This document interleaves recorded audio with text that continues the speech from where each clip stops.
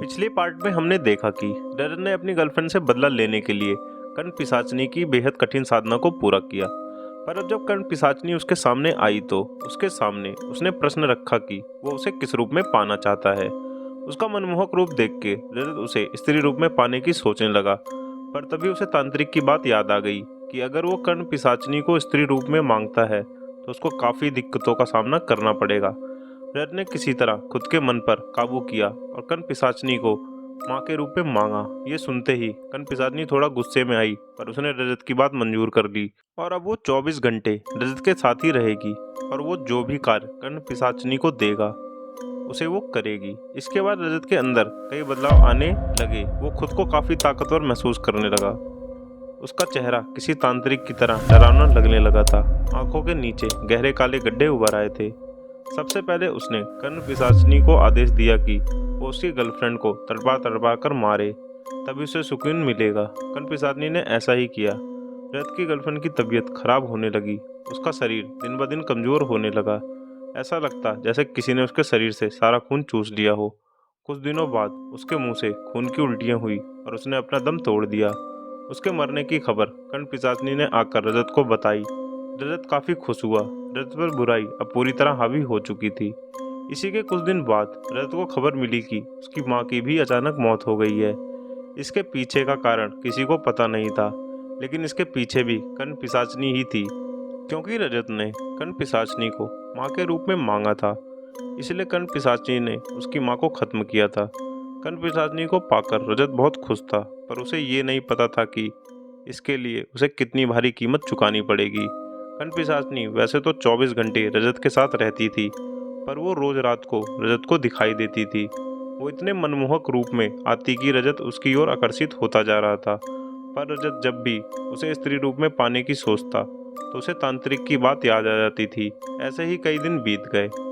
एक दिन रजत जब खुद पर काबू नहीं पा पाया तो उसने कर्ण पिशाचनी से कह ही दिया कि वो उसे स्त्री रूप में पाना चाहता है। कर्ण पिशाचनी ये सुनकर बहुत खुश हुई।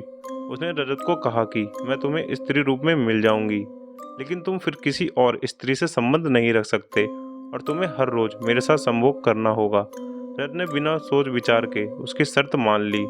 उसके सर पर तो बस कर्ण पिशाचनी को पाने का भूत सवार था। इसके बाद हर रात कर्ण पिशाचनी रजत के साथ संभोग करती और हर दिन ऐसा लगता जैसे रजत के शरीर से किसी ने खून चूस लिया हो। कुछ ही हफ्तों में रजत के शरीर पर बस पिंजर नजर आने लगा था, पर रजत अब चाह के भी कुछ नहीं कर सकता था।